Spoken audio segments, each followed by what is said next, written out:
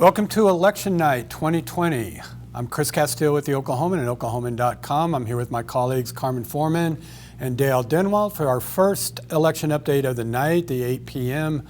update. We've got 3 more coming after this where we'll know a lot more. But thanks for joining us. We do have some races called already.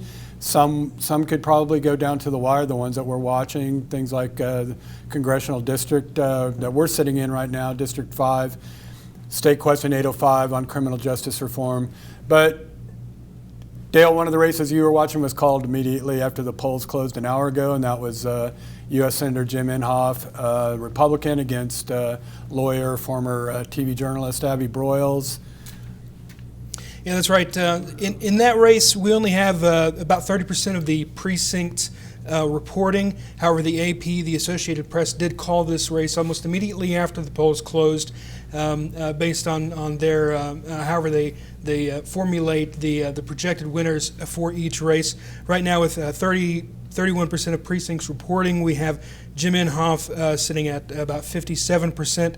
And Abby Broyles at 39%. I was looking at Jim Inhofe's previous electoral results over the years for his U.S. Senate races, and no Democrat has ever gotten more than 40% against him since he was first elected to the Senate in 1994. And that was former Congressman Dave McCurdy, and that was a really tough race. And a harbinger, one of those races that showed what was going to happen that year. It was a huge Republican landslide. Republicans took over the House for the first time since the 1950s. Republicans took over the Senate. It was Bill Clinton's midterms. It was a massacre for Democrats that night, and Inhofe's been in the Senate ever since. He's 85 years old. He turns 86 in 2 weeks. And basically, I had him in a couple weeks ago in the studio and talked to him, and he did not even commit to finishing this term. He has 4 years left as chair of the Senate Armed Services Committee. They're term limited there. And so, if Republicans hang on to the U.S. Senate and he's able to serve those 4 years, you might see another U.S. Senate race for Inhofe's seat. It'll certainly be a scramble, won't it, guys? Who's the Republican? Who's the Republican going to step up? How many Republicans are we going to see in that primary race? Hoffmeister. I don't know if Stitt Congressional folks. Well, I'm just possibilities. Just throwing them out there. Yeah. Mark Wayne Mullen. Yeah, maybe Kevin Hearn. And it'll be a scramble on the Democratic side too. We've got certainly don't have as many. I think Edmondson's done. We don't have as many Democrats sort of in the pipeline as maybe there were 10 years ago. They don't have much of a bench at all. Right. Yeah, and they're not going to be. You think about some of these registration figures we've seen in the last few days.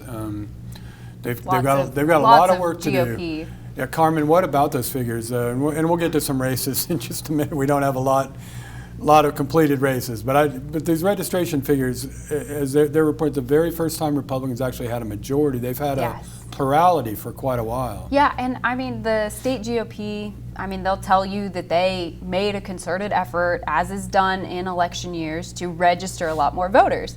And I think they kept that effort up better after COVID-19, after the pandemic hit, than say the Democrats did. Mm-hmm. I think Democrats have been, more likely to stay at home or do things through electronic means, and it's just maybe didn't have as much of an effect. But anyways, now Republicans make up more than 50% of the voters in this state, which I was honestly surprised that hadn't already happened.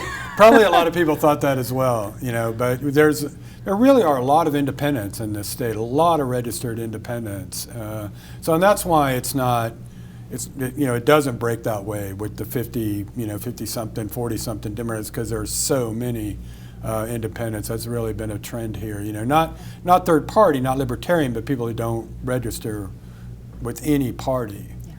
Yeah. And that registration in this state's history is why they called Trump immediately as the victor here, immediately after the polls closed. No Democratic presidential candidate has won Oklahoma since Lyndon Baines Johnson in 1964. No one's even won a county since Al Gore in 2000, so none of us There was no suspense there. Carmen, you're following State Question 814. Yes. It doesn't look good in early It's returns. not looking great. I honestly can't say I'm surprised by that. State Question 814 is the one that would redirect some funding from TSET and give the legislature more control in how to spend that funding. They say that they would use that additional money to help pay for the state's 10% share of Medicaid expansion, with obviously the federal government covering the other 90%. But I think there's a lot of factors at play here. One, a lot of people didn't understand this. Yeah. Two, there's nobody really getting out there and explaining to people, why they should be voting for this. The governor and a lot of Republican lawmakers have been for it. But the governor has really directed more of his attention on State Question 805, trying to get people to vote against that. And so, State Question 814 just kind of fell to the wayside. It's also confusing, and I think history has shown that when people don't understand a state question, they're more likely to vote against it than vote for it. And you had some people come out, like we had a column, I think in the last couple of days by Drew Edmondson, who was the Attorney General when TSET was set up. He was the Attorney General when this nationwide settlement with tobacco companies was reached. And all this money from the tobacco companies was committed to health care and getting people to stop smoking, but also to just kind of they call it a trust, right? So they set up a trust to have the money. People don't have any complaints with the way that this is, so it's like they're not hearing. That was a tough hill to, And that was only 20 years ago that voters approved creating TSET. Yeah. And so I'm sure that there are Oklahomans who remember voting for that and are now like, well, I thought that was working just fine. Yeah. I haven't, seen any headlines of corruption at TSET or, right, whatever, exactly. so. Yeah, that's true. Well, is there a big? It's doing exactly what it was set up to do. Why would you get in there and let the legislature mess with it? Yeah, is there going to be a big question now for legislators to answer when they go back into session? Yeah, I mean, the question was still going to be there, how to fund Medicaid expansion, because the TSET question, State Question 814, was only at best going to cover maybe 1/3 of the cost of Medicaid expansion. So they were going to have to find money from other sources. But I don't expect the legislature to raise taxes, but essentially what they're trying to do is fund this without having to raise taxes. So that could be, it's going to be a hard budget year. Finding that money is going to be tough. I saw Senator Greg McCourtney talking on Twitter about, basically throwing the idea away of raising taxes and say, well, where do we get this money? What do we cut from? So I guess we'll see. Yeah. So we've got 5 U.S. House seats in Oklahoma. 4 of them are not contested. They're contested. They're not. There's no suspense involved at all. Dale, what are you seeing in congressional districts 1 through 4? Right. So I'm seeing in District 1, which is Tulsa. Kevin Hearn, Incumbent, Republican incumbent. I should say that these 4 are all Republicans. That's right. Kevin Hearn is leading Kojo, and forgive me if I say this name wrong. Kojo Asamoah Cesar is leading 51 to about 40, 45. It's probably a safe Republican seat. We only have about 13% of the results in. I don't know. Tulsa is a very safe Republican area. Yeah, so, and I don't know where that's exactly the Tulsa these precincts seat. are. Yeah, it's mainly Tulsa. Typically, you would expect a Republican to carry that seat. Also happens to be Jim Inhofe's former seat. Yep. Some form of it anyway. It probably didn't. Changed over the years. There has been didn't some look that way, redistricting. but the last one Democrat who represented the 1st district was in 1986, a guy named Jim Jones, and then Inhofe won it that year, I think. Yeah. In District 2, which is eastern Oklahoma, back from where I'm from. Green country. That's right, green country. Mark Wayne Mullen, the incumbent Republican, has 72%. He's very, very close to President Trump, and we'll see if Trump loses tonight, we'll see how vocal he's going to be against the Biden administration. That could be fun to watch. that'll be all those guys have to do is talk, I think. Well, they're already in the They're all minority in in the minority. House. Yeah, So. so And that's unlikely to change. Yeah, that is not going to change, I don't think. Frank Lucas looks like he's cruising to re-election with 76% of the vote. More than half of the precincts, oddly enough, in District 3, which is pretty much south and a little bit west of Oklahoma City. Looks like over half of the precincts are in for that particular race. It's good to see a lot of returns coming in. In District 4, which is western Oklahoma. I said that wrong. District 3 is western Oklahoma with Frank Lucas. It's like an old You should've western caught me, half man. of You should've caught Oklahoma. me. I was going to interject, and now it's like, In District 4, Tom Cole, that's going to be Cleveland County, Norman, and parts south and it west. goes all the way to Ada and then down to Lawton. It's a pretty big district too. Ardmore includes Ardmore. As expected, Tom Cole will seems to be retaining his seat. Half the precincts are in, and he's leading with over 62% of the vote. He's very popular in that district, as is Lucas and obviously Mullen in their district. So the one race that has some suspense to it is the 5th District. Most of Oklahoma County, Pottawatomie and Seminole counties, incumbent Democrat Kendra Hearn against State Senator Stephanie Bice, a Republican.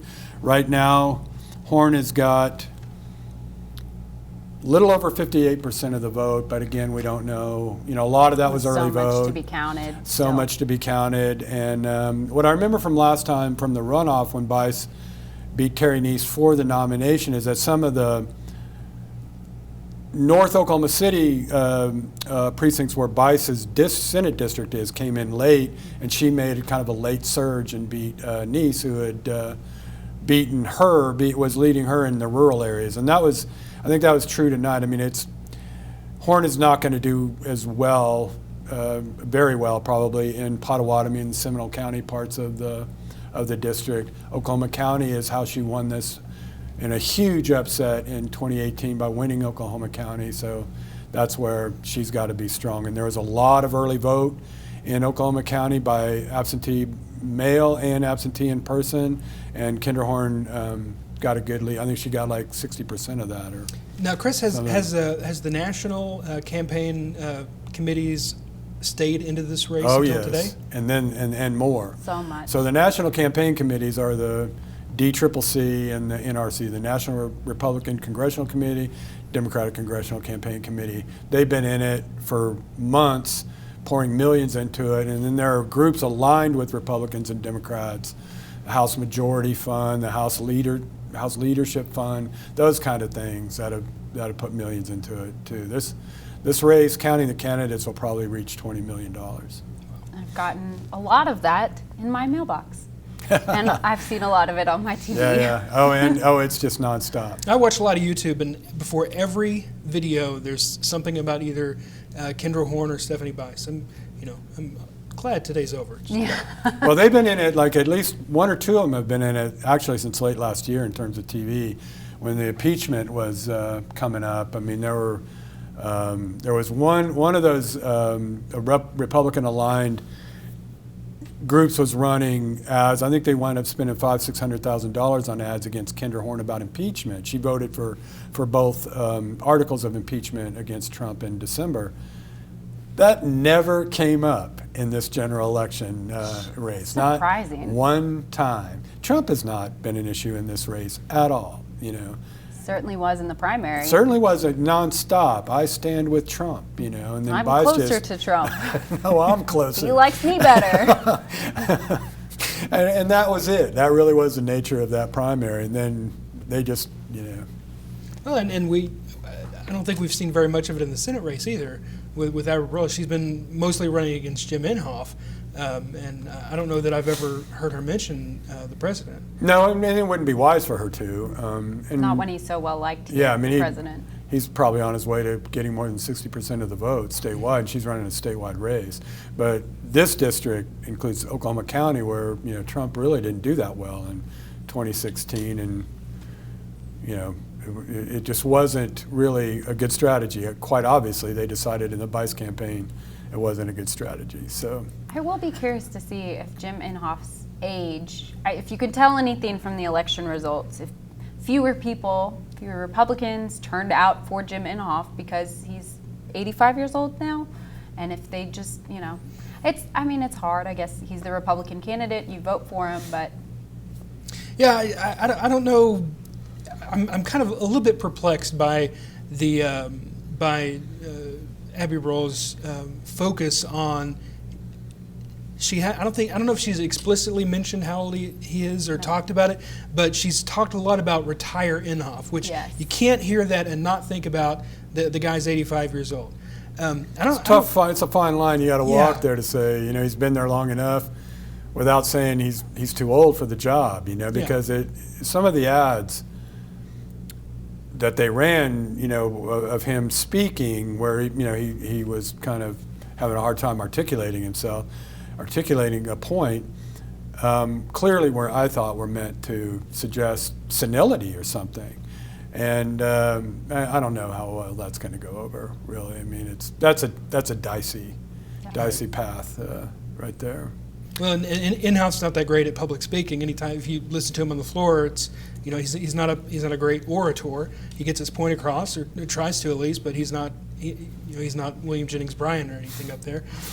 So it's probably not fair to pick that out and say, look at this guy. Yeah, it's tough. It's kind of, you don't want to look like you're making fun of an older person or something. It's a. But that did seem to be a main part of her campaign. I mean, and she's what, 30, 31? 31, I think, yeah. And you didn't see Inhofe running ads that Abby Broyles is too young to serve in the U.S. Senate. I don't think his ads were that she was too left. Yeah. I don't think it hurt her campaign, her saying that, but I certainly don't think it helped. Yeah. It's probably an issues campaign, but in reality, Oklahoma is so Republican and Jim Inhofe is so well liked. It'll be really hard for anybody to beat him. They tried that, and I don't remember exactly how explicit it was, but I think it was actually even more explicit among Democrats in California in 2018 with Senator Dianne Feinstein, who I believe is about Inhofe's age. Yeah. And they basically were saying that Feinstein's too old and it's time for somebody new, So it didn't work in California. And one of the reasons is because... In Oklahoma, we don't like to be like California. No, we don't.